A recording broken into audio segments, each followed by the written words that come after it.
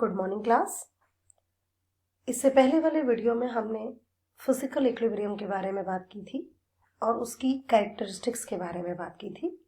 आज हम chemical process, जो केमिकल रिएक्शंस हैं, उनमें इक्विलिब्रियम की बात करेंगे कि जो हमारे केमिकल रिएक्शंस होती हैं, जो हमारे केमिकल प्रोसेस होते हैं, उनमें हमारा जो इक्विलिब्रियम है वो किस तरीके से अटेन होता है। You have seen a graph on the screen. आपको ग्राफ नजर आ रहा है। ये एक सिंपल रिएक्शन मैंने लिया है when A plus B converts into C plus D.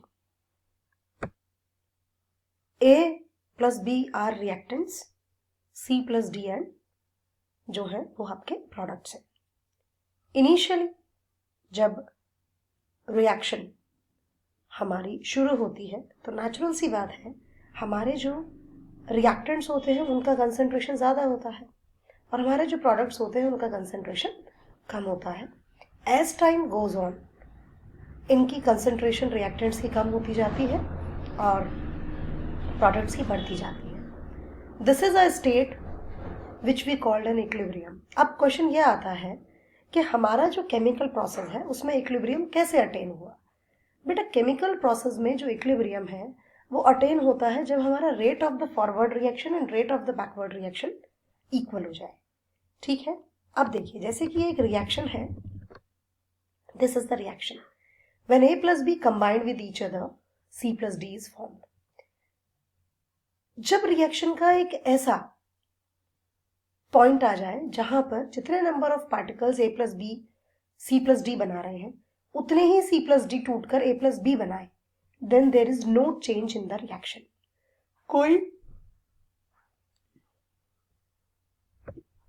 कोई नेट चेंज नहीं आता।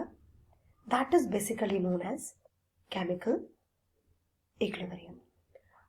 Remember one thing, chemical equilibrium is dynamic in nature. वो डायनेमिक रहेगा नेचर में।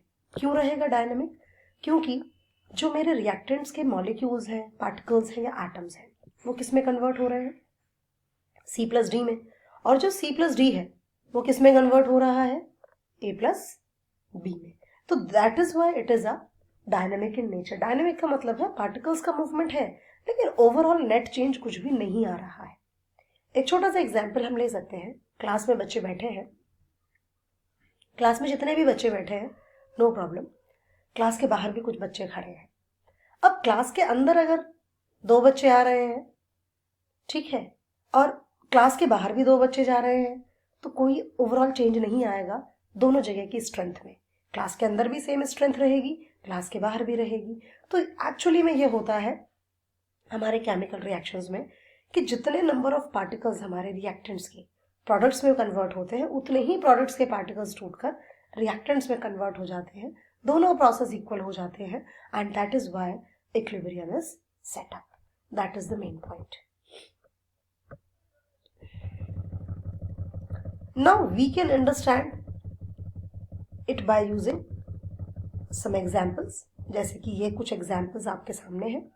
It is the formation of ammonia. Ammonia का फॉर्मेशन है and it is the formation of HI, hydrogen iodide.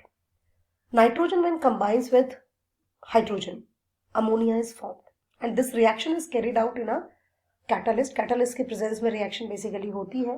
Transition metal हमारे इसमें as a catalyst use होते हैं। ऐसे ही हमारी HI की रिएक्शन है कि when hydrogen and iodine combines with each other तो हाइड्रोजन आयोडाइड इज फॉर्म्ड।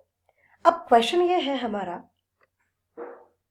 कि इनमें इक्विलिब्रियम कैसा? बात वही है, हमने इससे पिछले वाली वीडियो में एक चीज डिस्कस की थी। हमारे पास 3 तरह की रिएक्शंस आएंगी। कौन सी? एक वो रिएक्शंस जिसमें मैक्सिमम रिएक्टेंट्स कन्वर्ट हो चुके होंगे प्रोडक्ट्स में और तब जाकर इक्विलिब्रियम अटेन होगा। It's a natural process. दूसरा पॉइंट, एक रिएक्शन वो होगी जिसमें बहुत थोड़े से रिएक्टेंट प्रोडक्ट में कन्वर्ट हुए और इक्विलिब्रियम सेटअप हो जाएगा।